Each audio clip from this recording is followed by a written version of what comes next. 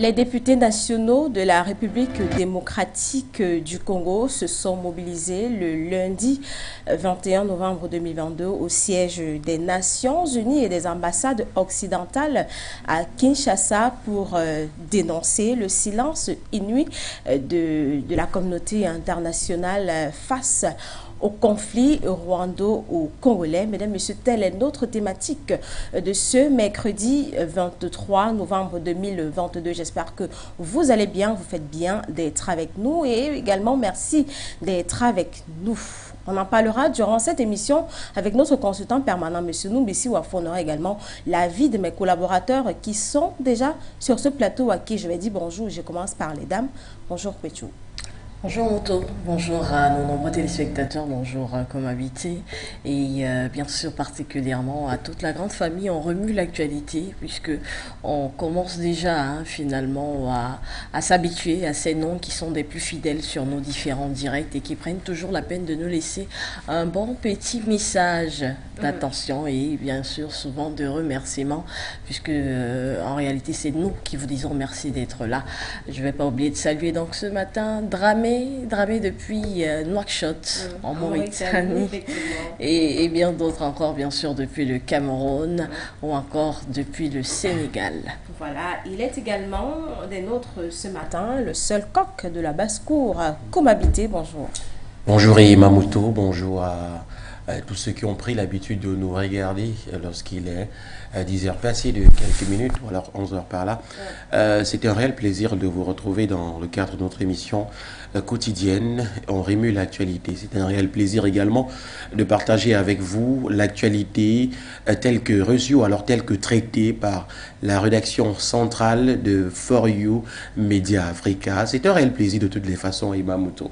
Avec toi, on aura l'info du jour. Ce sera dans quelques minutes seulement. On parlera de quoi? Exactement, Imamuto. Aujourd'hui, on va faire un tour en Afrique du Sud où le président Cyril Ramaphosa donc exige une action des pays pouleux, c'est-à-dire que le président s'est donc exprimé hier concernant donc cette affaire parce qu'on aura l'occasion de toutes les façons, Imamuto, de revenir sur ces traités ou alors sur ces accords ou alors sur ces dénonciations entre guillemets du président sud-africain. De toutes les façons, tout à l'heure, nous allons revenir lorsqu'il sera 11h passé de quelques minutes par là. Effectivement, mesdames, messieurs, vous faites bien d'être avec nous. À présent, l'essentiel de ce que vous êtes censés savoir, le sujet du jour.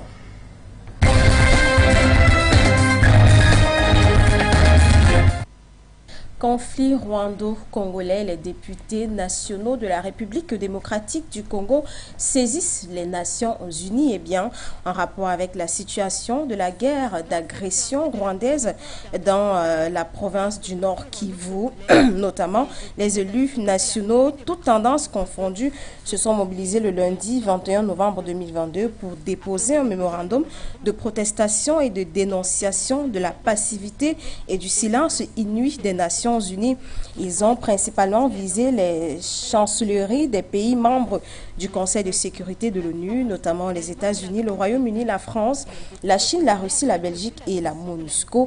Les députés nationaux sont sortis de l'hémicycle lundi dernier pour une ronde dans les chancelleries des pays membres du Conseil de sécurité. Motif: déposer leur mémorandum adressé prioritairement au secrétaire général de l'ONU, Antonio Guterres, et aux États-Unis, membres du Conseil de sécurité des Nations Unies, ainsi qu'à la communauté internationale en général, concernant l'agression de la République démocratique du Congo par le Rwanda, selon les autorités congolaises. Par la bouche du député Prosper Touda, ces élus du peuple se sont exprimés en ces termes: nous, députés nationaux, en notre qualité d'élus légitimes du peuple congolais et des défenseurs attitrés de l'intégrité territoriale de notre pays, la République démocratique du Congo, considérant l'agression inadmissible et injuste que subit notre pays de la part du Rwanda, appuyé par les puissances occidentales bien connues, déterminées et rangées comme un seul homme derrière le président de la République congolaise, Félix-Antoine Tshisekedi, pour barrer la route aux forces étrangères qui se camouflent sous l'étiquette terroriste M23. Révoltés et mobilisés tous contre les agresseurs de notre pays responsables des atrocités sanguinaires contre le peuple congolais, innocent, considérant la dégradation de la situation sécuritaire dans les provinces de l'Uturi, du Nord Kivu et du Sud Kivu, caractérisées par des tueries et des déplacements massifs des populations, des viols de femmes et des filles, des pillages des biens et de nos ressources naturelles, dénonçons avec la dernière énergie de la passivité, le silence inouï des Nations Unies, l'Union africaine et toutes les organisations sous-régionales, alors que nos enfants, frères et sœurs errent et meurent sans abri ni assistance, exigeant des Nations Unies, de l'Union africaine et des organisations sous-régionales, ce qui suit l'arrêt de tout soutien au Rwanda qui ne cesse de faire couler le sang des Congolais et piller les richesses de notre pays.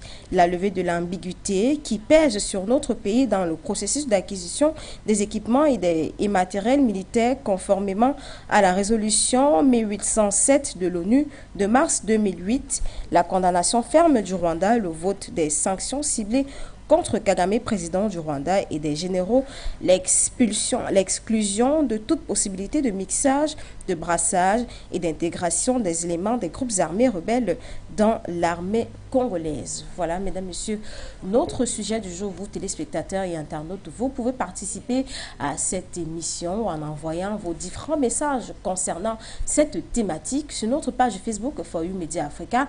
Et à la fin de l'émission, comme habitué, aura le plaisir de lire tous vos messages apparus durant pendant toute l'émission. À présent, on va prendre un reportage concocté par la rédaction de For You Media Africa et on y reviendra. Lance observée de la communauté internationale face au conflit rwando-congolais, les députés nationaux de la République démocratique du Congo se sont mobilisés le lundi 21 novembre 2022 afin de déposer un mémorandum de protestation et de dénonciation de la passivité et du silence inouï des Nations Unies. Ils ont également saisi les ambassades occidentales à Kinshasa, notamment les États-Unis, la France, l'Allemagne et la Grande-Bretagne. Les députés congolais affirment que l'agression de la République démocratique du Congo par les rebelles du M23, soutenus par le Rwanda selon les autorités congolaises, est inadmissible et injuste. Nous, députés nationaux, en notre qualité d'élus légitimes du peuple congolais et des défenseurs attitrés de l'intégrité territoriale de notre pays, la RDC, considérant l'agression inadmissible et injuste que subit notre pays de la part du Rwanda, appuyé par des puissances occidentales bien connues. Déterminé et rangé comme un seul homme derrière le président de la République, Félix-Antoine Tshisekedi, pour barrer la route aux forces étrangères qui se camouflent sous l'étiquette terroriste M23, ont-ils déclaré à travers le député Prosper Tunda. Considérant la dégradation de la situation sécuritaire dans l'est de la RDC, les députés congolais exigent aux Nations Unies, de l'Union africaine et des organisations sous-régionales l'arrêt de tout soutien au Rwanda qui ne cesse de faire couler le sang des Congolais et piller les richesses de la RDC. La levée de l'ambiguïté qui pèse sur la RDC dans le processus d'acquisition des équipements et matériels militaires, conformément à la résolution 1807 de l'ONU de mars 2008. La condamnation ferme du Rwanda, le vote des sanctions ciblées contre Kagame, président du Rwanda, et ses généraux. L'exclusion de toute possibilité de mixage, de brassage et d'intégration des éléments de groupes armés rebelles dans l'armée congolaise. En outre, les élus du peuple rappellent que la République démocratique du Congo reste une et indivisible. Son peuple est déterminé à défendre son intégrité territoriale jusqu'au sacrifice suprême.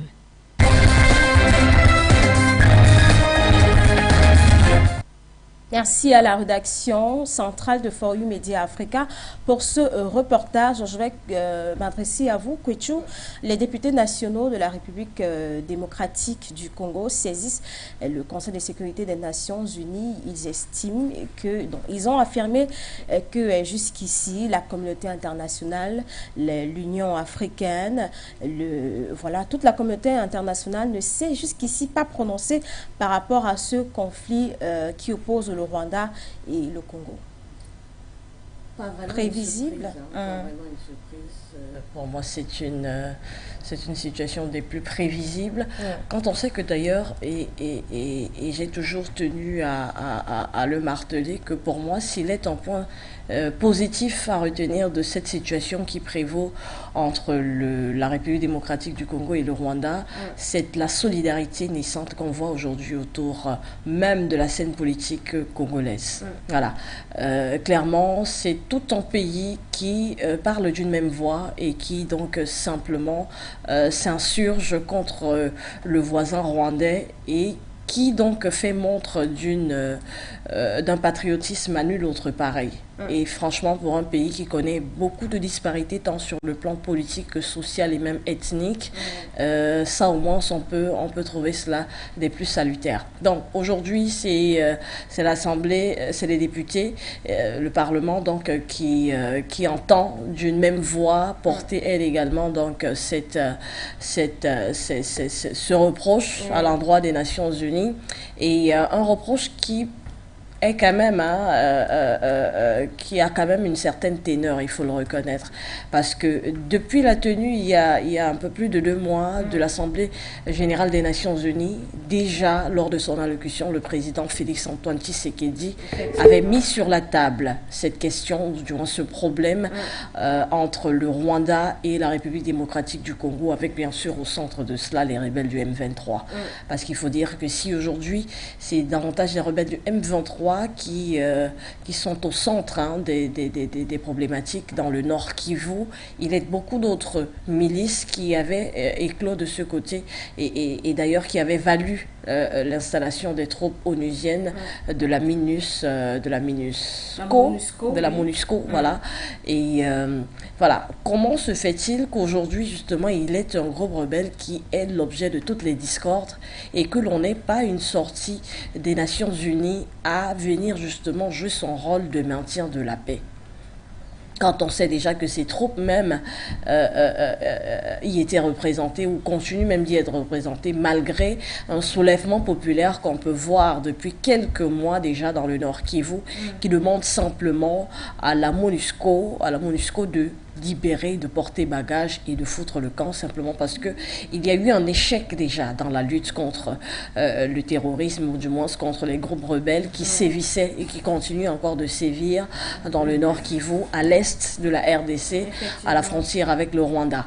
Alors, s'il y a échec dans la lutte contre la rébellion dans la région, et qu'aujourd'hui, il est un groupe rebelle qui encore étend même davantage ses tentacules dans la région et qui, pour la RDC, bénéficie du soutien du Rwanda voisin, avec encore l'aide appuyée d'autres puissances en toile de fond. Je pense que le problème, il va en grossissant. Et s'il a grossi davantage, comment comprendre aujourd'hui le mutisme des Nations Unies face à cela?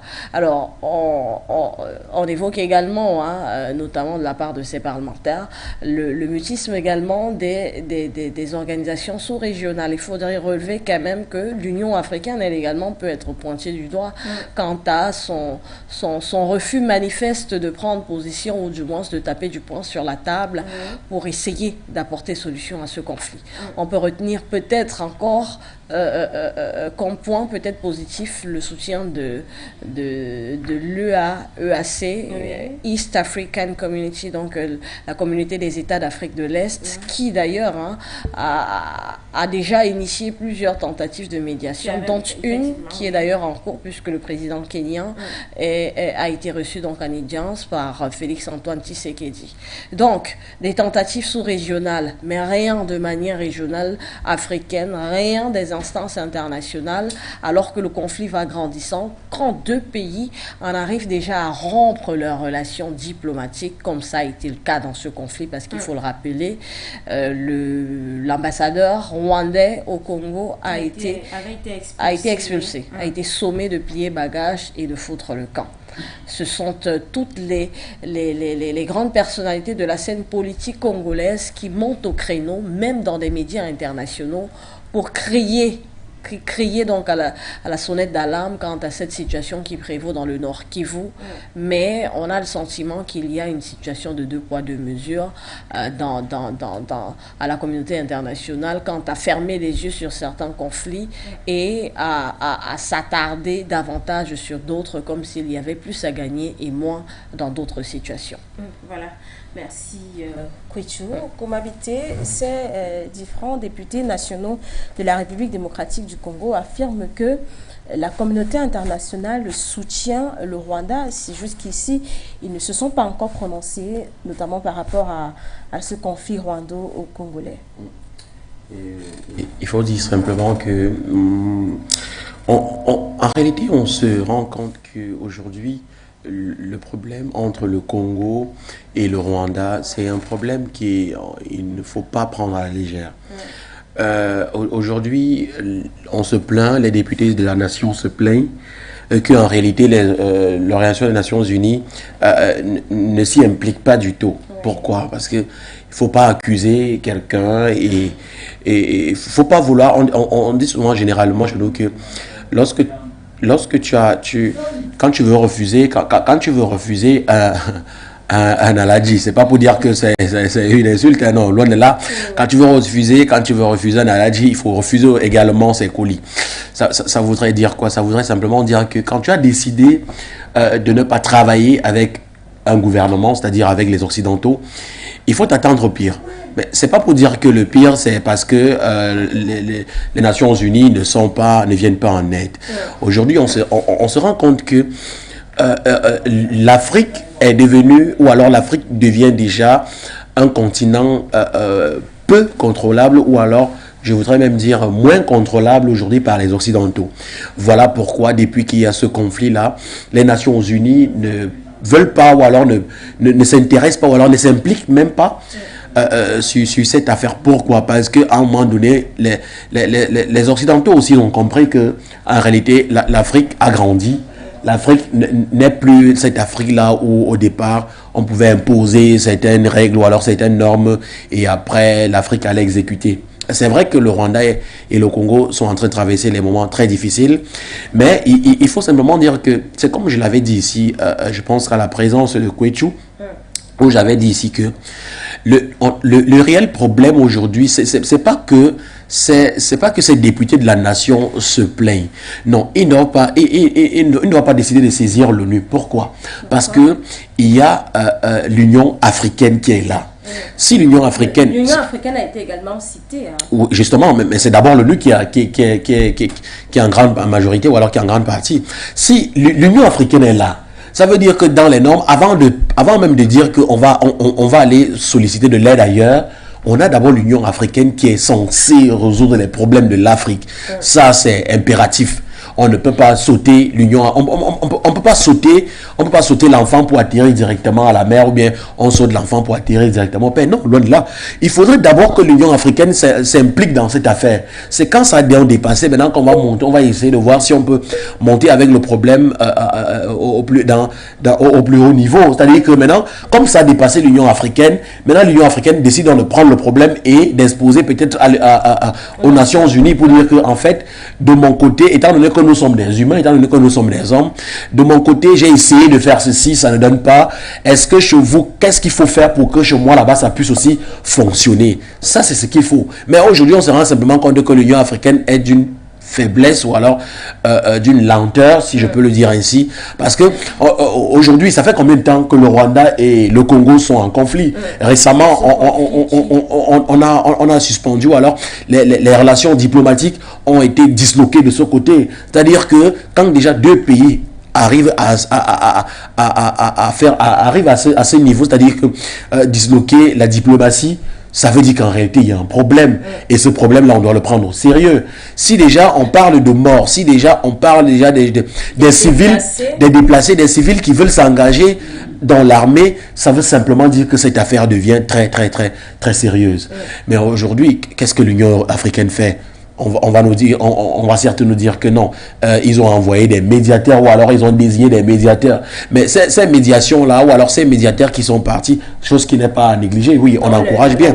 Les médiations ont été désignées par la communauté des États d'Afrique de l'Est. Oui. L'EAC, oui. Justement, vous voyez, ok, la médiation donc a été lancée, mais qu'en est-il donc de cette médiation? Quelles étaient les résolutions? On n'a pas de résolution jusqu'à aujourd'hui. Donc, vous comprenez en réalité que, en fait, l'Union africaine ne joue pas son rôle. Parce que c'est là où moi je veux m'attarder. Je ne veux pas entrer dans les détails avec les Nations Unies. Parce que les Nations Unies, eux, ils ont plutôt autre chose à faire. Pourquoi? Parce que les Nations Unies, eux, ils ont plutôt le problème de l'Ukraine et de la Russie à gérer.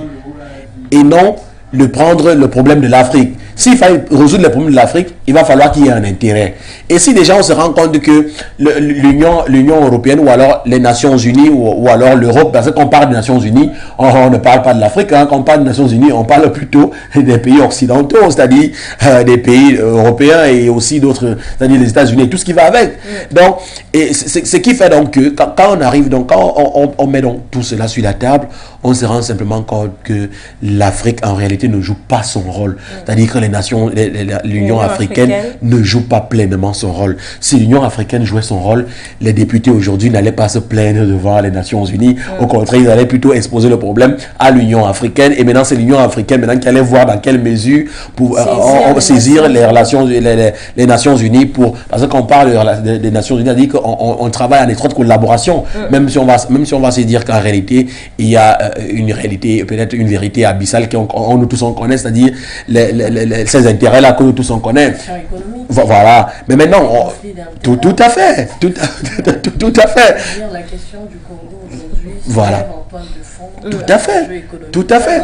Effectivement. Dans cette région. Voilà. Donc, le sous-sol est extrêmement riche. Donc, du coup. Que même lors de son discours adressé à la nation, le président de la République démocratique du Congo, Félix Antoine Tshisekedi, avait affirmé que le Rwanda veut cherche à s'approprier des minerais que regorge la RDC. Pourquoi? On ne va pas quand même nous dire ici que c'est le Rwanda qui est en train de vouloir piller les ressources du Congo. Loin de là, on sait très bien de quoi est-ce qu'on parle. Voilà. Donc, quand vous voyez dans les députés saisis dans les Nations Unies, à un moment donné, ce n'est pas pour dire que c'est une farce, non, loin de là.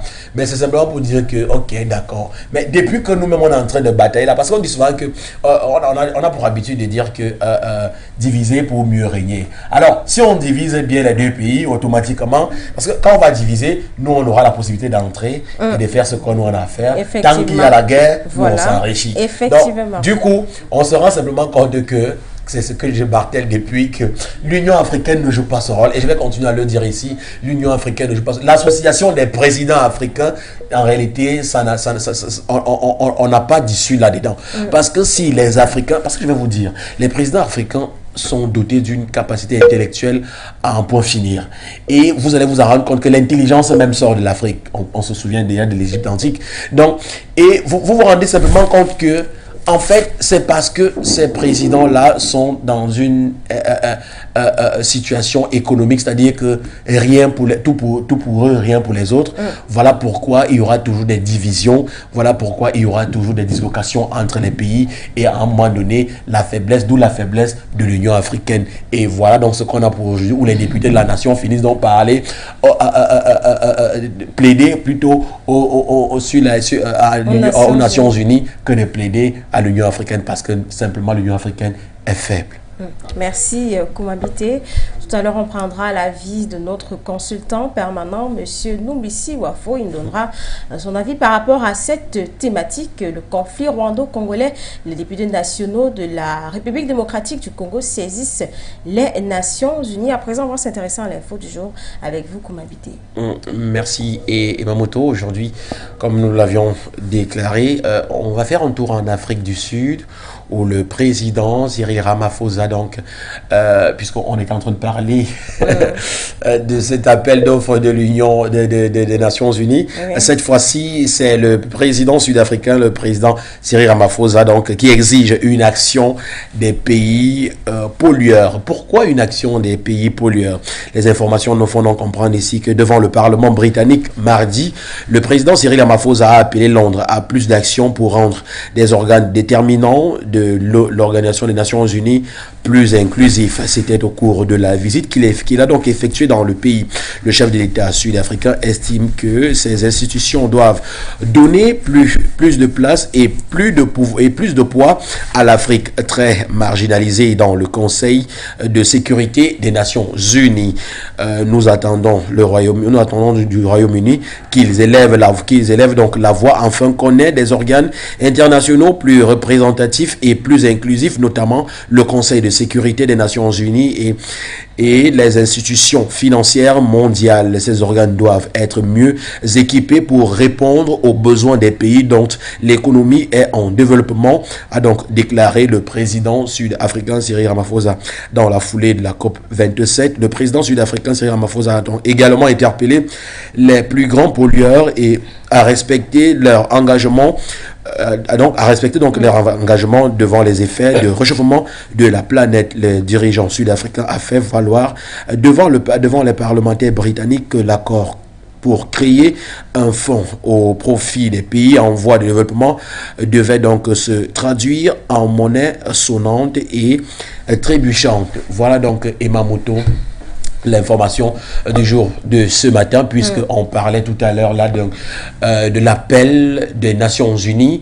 Cette fois-ci, on parle de la COP27, un sujet qu'on continue toujours à soulever depuis depuis l'ouverture de la COP27 en Afrique, en Égypte. On se rend simplement compte que cette COP27 ou alors cette pollution ou alors ce changement climatique ce problème devient de plus en plus sérieux et de plus en plus critique. On se rend également compte que les chefs d'État africains ne cessent de plaider pour le sort de l'Afrique. Justement, parce qu'on se rend simplement compte que les meilleurs pollueurs, ce sont les Occidentaux. Effectivement. Les meilleurs pollueurs, ce sont eux qui ont les plus grosses industries du monde. C'est-à-dire qu'on se rend simplement compte que l'Afrique, en réalité, fait partie peut-être des 10% ou alors des 3%, de la pollution mondiale. Or, le plus grand pollueur, il est en Occident. Mais le comble, c'est que ce grand pollueur n'arrive pas toujours à satisfaire les pays les plus pauvres, alors les pays en voie de développement. C'est ce que le président sud-africain vient de marteler cela, qu'à un moment donné, les Africains sont toujours délaissés, les Africains sont toujours minimisés quand il s'agit de prendre des décisions fortes, quand il s'agit de mettre en œuvre ou alors de mettre en application certaines règles, on néglige toujours les Africains. C'est de ça qu'on parlait tout à l'heure quand vous avez évoqué le sujet du Congo et du Rwanda. Qu'en réalité, les Africains sont toujours marginalisés, les Africains sont toujours derrière, ils sont toujours regardés sur le second plan ou alors en second volet, tout simplement parce qu'on se dit que l'Afrique en réalité n'a pas de poids. Donc aujourd'hui, ce que le président sud-africain Cyril Ramaphosa est en train de faire, c'est ce que tous les présidents en réalité font depuis quand même le début de la COP27 et ne cesseront de le marteler, parce que vous savez, quand on parle des changements climatiques aujourd'hui, on ne sait même plus exactement si on est en période de sèche ou alors, en Afrique surtout, on ne sait plus si on est en période de sèche ou alors si on est en saison de pluie, on ne sait pas. Donc du coup, à un moment donné, ce sont les conséquences du réchauffement climatique. Voilà, tout à fait. Voilà. Ces deux saisons sont totalement publiques. Voilà. L'agriculture qui est encore très artisanale, j'ai envie de dire, et de subsistance particulièrement. Et donc, si les agriculteurs africains sont donc dépendants, c'est encore un besoin capital vital pour ces agriculteurs et éleveurs. On voyait au Soudan des images du Soudan, les bêtes qui peinaient à trouver de l'eau pour pouvoir s'abreuver.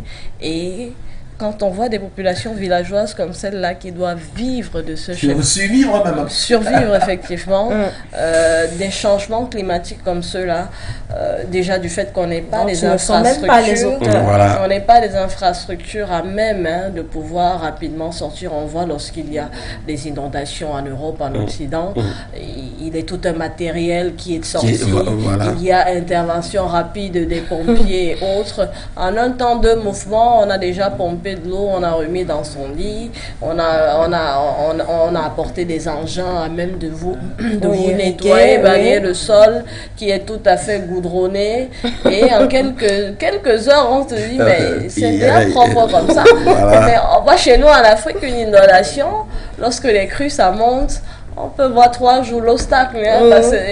Et des maisons même se détruisent. Les maisons qui sont détruites parce qu'elles sont construites parfois avec des matériaux qui ne sont pas forcément adaptés à ces changements subits du climat. Donc c'est un enjeu capital finalement, ce changement climatique en Afrique. Et je pense que cette COP africaine, qui se voulait africaine du fait de se tenir en Afrique, notamment à Sharm el-Sheikh en Égypte, a quand même été le lieu pour ces pays, outre l'Afrique du Sud, bien d'autres, le Sénégal, par la voie de Macky Sall, et ceux qui sont directement concernés, le Nigeria qui a connu des inondations monstres. Bien sûr, le Cameroun également. La Côte d'Ivoire même. Le Cameroun également, dans la région septentrionale. On s'est rendu compte que là-bas, malgré la forte température, malgré la forte saison sèche de ce côté-là, quand même, quand il y a inondation, franchement, il y a inondation. Ça se ressent. Voilà, donc du coup, et Maputo, c'était l'information du jour de ce mercredi. On se retrouve demain pour une autre livraison, peut-être une avant-dernière livraison de la semaine. Sur ce, mesdames et messieurs, je vais devoir passer donc le bâton de commandement à Emamoto pour la suite du programme. Merci Koumavité pour cette info du jour, pour cette info riche. Aujourd'hui, on aura d'autres informations. Demain, comme tu l'as dit, je vais me retourner à ma droite. Dame Kouetchou va nous présenter les unes de ce jour, et j'espère que Aluda Info. Non, il n'y aura pas Aluda. Bon, hier, on a quand même célébré le retour d'Aluda, et on se dit qu'aujourd'hui, Aluda apparaîtra encore. Allez, donc pour notre tour d'horizon des unes, de quelques unes africaines triées sur le volet, on va s'intéresser à l'actualité traitée par le site d'information malien, maliweb.net, qui s'intéresse à un enlèvement qui fait mouche depuis quelques jours, quelques heures déjà. Un prêtre allemand porté disparu depuis 3 jours. Voilà, c'est donc un article à lire dans maliweb.net de ce jour. Le père Hans Joachim Lohr est donc un prêtre catholique de nationalité allemande qui est arrivé au Mali depuis près d'une trentaine d'années déjà, et le religieux est introuvable depuis dimanche dernier. On était le 20 novembre 2022, et selon un communiqué d'ailleurs de l'archevêque de Bamako qui a été publié hier mardi, et qui souligne par ces mots, on est sans nouvelles de lui. Voilà, sans nouvelles donc du père Hans Joachim Lohr. Selon le communiqué, aux dernières nouvelles, le religieux devait aller célébrer la messe notamment à la communauté chrétienne de Kalabankura. C'était dimanche dernier à 8h30, et en fin de soirée, ses confrères ont constaté son absence. Sa voiture de marque française, de couleur grise, d'ailleurs tous les détails sont donnés, des voitures donc elle également porté et disparu, voilà, et son téléphone non plus ne passe pas. On est sans nouvelles de cet homme de Dieu, et aujourd'hui donc le prélat est totalement en émoi du côté du Mali quant à essayer de retrouver ce prêtre. Voilà, après cette actualité au Mali, on va s'intéresser du côté d'Abidjan.net à une actualité société. Côte d'Ivoire, le procès de l'attentat terroriste de Grand Bassam s'ouvre le 30 novembre 2022 au tribunal de première instance d'Abidjan. Voilà, de quoi il retourne simplement. Le procureur de la République a informé l'opinion nationale et internationale que le dossier relatif à l'attentat terroriste de Grand Bassam, qui a été inscrit au rôle du tribunal criminel pour audience prévue le 30 novembre 2022 dans la grande salle du tribunal de première instance d'Abidjan, a pris finalement l'opinion publique depuis quelques heures en Côte d'Ivoire. Voilà. Et autre chose peut-être à relever de cette information, c'est que c'était le 13 mars 2016 que 3 hommes armés s'étaient rendus sur la plage de Grand Bassam et avaient donc ouvert le feu sur plusieurs personnes qui s'y trouvaient. Et on notait notamment un triste bilan et de plusieurs morts, dont 19 morts exactement, dont 9 Ivoiriens et 4 Français. Voilà. Et même un Libanais, un Allemand et un Macédonien et une Malienne ou une Nigériane également, et une personne encore non identifiée qui avait malheureusement perdu la vie et avait été blessée lors de cet événement triste. Allez, après la Côte d'Ivoire, on s'intéresse à Wakat Sera, le site d'information burkinabé. Burkina, la farine du mil, maïs et sorgho interdite d'exportation. C'est dans un communiqué que le ministre du Développement industriel, du Commerce, de l'artisanat et des petites et moyennes entreprises interdit d'exportation de la farine, des céréales que sont donc le mil, le maïs, le sorgho. Quelques jours avant cette note, il faut le dire, une autre avait rappelé l'interdiction d'exportation des céréales, dont le mil, le maïs, le sorgho et le niébé, totalement donc du Burkina Faso. Et le communiqué, vous avez d'ailleurs à le lire dans cet article, notamment en bas de page de l'article, c'est dans Wakat Serat. On va sortir de notre tour des unes aujourd'hui avec l'actualité au Cameroun, notamment avec le quotidien Le Jour, qui revient sur un fait de société qui suscite énormément de plaintes au Cameroun, l'inflation. La vie chère, les ménages n'en peuvent plus. Une enquête donc qui est ouverte par le quotidien Le Jour face à la hausse incessante des prix des denrées alimentaires. De nombreuses ménagères au Cameroun réinventent leurs habitudes et c'est tout un dossier qui est ouvert à cet effet dans la parution de ce jour du quotidien Le Jour et qui nous permet de mettre une fin donc à nos tours des unes du jour. Merci pour ces unes du jour.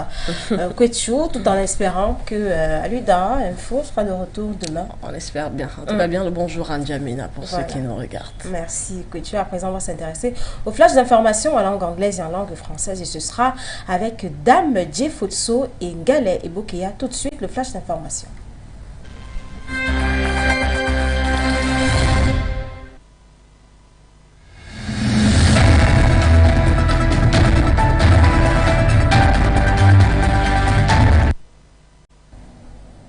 Bienvenue, mesdames et messieurs, à ce point de l'information en langue française sur les antennes de For You Media Africa. Eh bien, nous démarrons au Tchad. Plusieurs éléments de l'armée ont été tués dans une attaque de Boko Haram. L'attaque a visé un poste de l'armée qui était en train d'être installé sur l'île de Bouka, près de Gouboua, dans le cadre d'une réorganisation du dispositif militaire pour faire face à des djihadistes que le pouvoir disait affaiblis. Les assaillants, très nombreux, ont d'ailleurs attaqué des vagues successives. Ils sont finalement parvenus à entrer dans le poste qu'ils ont détruit avant d'emporter des armes précises des sources locales. La présidence évoque une vingtaine de morts et des blessés dans les rangs de l'armée. Mali-Russie, signature d'un nouvel accord de coopération dans le domaine de la sécurité. Sur invitation du ministre de l'Intérieur de la Fédération de Russie, le général de brigade Daoud Ali Mohamedi, ministre de la Sécurité et de la Protection civile du Mali, a effectué une visite officielle de 5 jours à Moscou. Au cours de cette visite de travail, les deux ministres ont procédé à la signature d'un accord de coopération entre les deux départements dans plusieurs domaines, notamment la lutte contre les activités terroristes, la criminalité, le trafic d'armes, de munitions, d'engins explosifs et de stupéfiants, les crimes économiques, y compris le blanchiment d'argent. Afrique lutte contre le terrorisme. Les dirigeants des pays membres de l'initiative d'Accra étaient réunis en sommet dans la capitale ghanéenne le mardi 22 novembre 2022. Cela pour renforcer la coopération dans la lutte antiterroriste. Étaient représentés le Bénin, le Togo, le Ghana, le Burkina Faso, la Côte d'Ivoire, le Niger et le Nigeria. Le président du Conseil européen a été convié, un signe d'ouverture même si aucune décision importante n'a été annoncée à l'issue de ce sommet. Le sommet a également été l'occasion de faire le point sur la mise en opération de la force conjointe multinationale qui sera chargée de conduire principalement sur les zones transfrontalières l'opération Goudangula renforcée. Coupe du monde Qatar 2022, dans la journée du 22 novembre 2022, l'Arabie Saoudite a battu l'Argentine 2-1. Le Danemark a fait 0-0 contre la Tunisie. Le score est resté le même entre le Mexique et la Pologne. La France, de son côté, a battu l'Australie 4-1. Nous prenons à présent l'affiche du jour. Actuellement, le Maroc affronte la Croatie. À 14 h, ce sera l'Allemagne-Japon dans le groupe E. À 17 h, l'Espagne-Croatie dans le groupe E. À 20 h, la Belgique sera face au Canada. C'est la fin, mesdames et messieurs. En revue, l'actu se poursuit.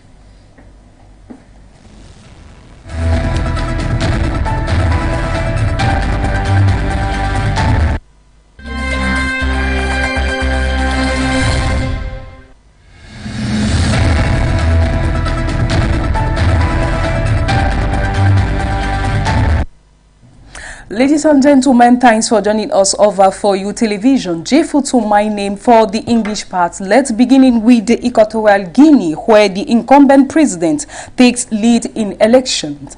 Equatorial Guinea president has taken the lead in Sunday presidential election. The interior minister unveiled the provisional result Monday, November 21 in his face for a 6-7-year term. Teodoro Obiangema Bazogo has so far obtained 44.2% of the vote cast in nearly half of the country's polling station.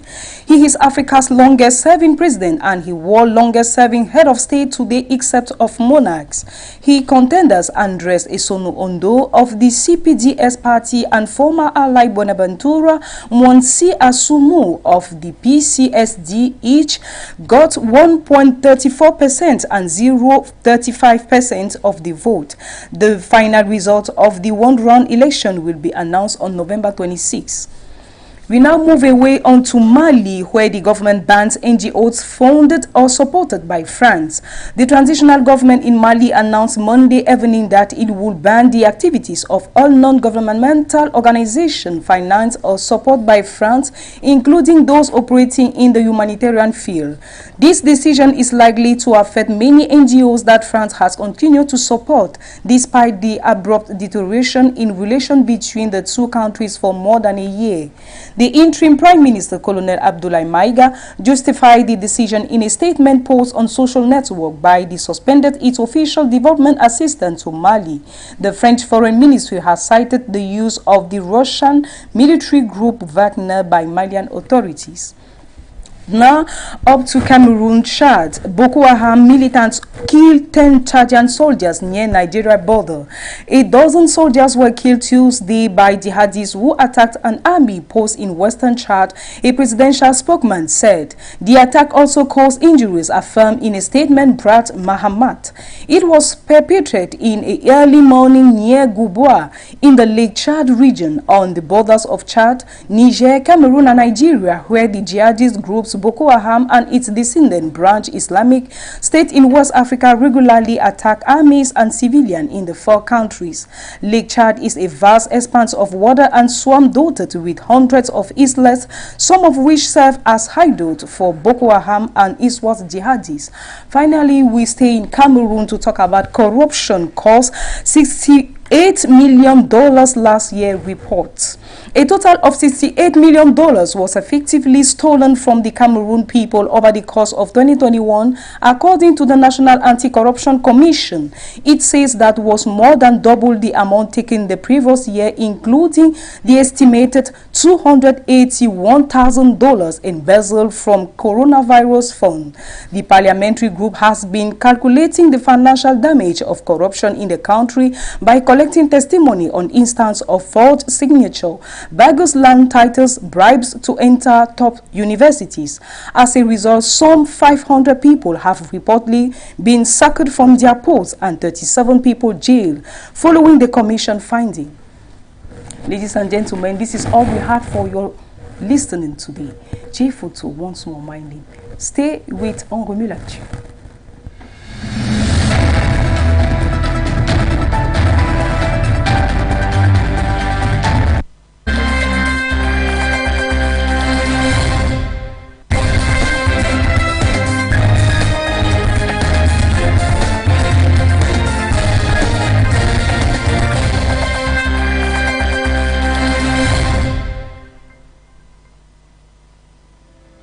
Thank you, J Futso and Galais et Boukéa pour ce flash d'informations en langue anglaise et en langue française. Mesdames, Messieurs, nous sommes toujours sur les antennes de For You Media Africa. Si vous nous rejoignez à l'instant, aujourd'hui, on parle du conflit rwando-congolais. Les députés nationaux de la République démocratique du Congo se sont mobilisés le lundi 21 novembre 2022 au siège des Nations Unies et aux ambassades occidentales à Kinshasa pour dénoncer le silence inouï de la communauté internationale face à ce conflit qui oppose le Rwanda et le Congo. C'est notre sujet du jour. Est-ce qu'on a M. Noubissi Wafo en ligne?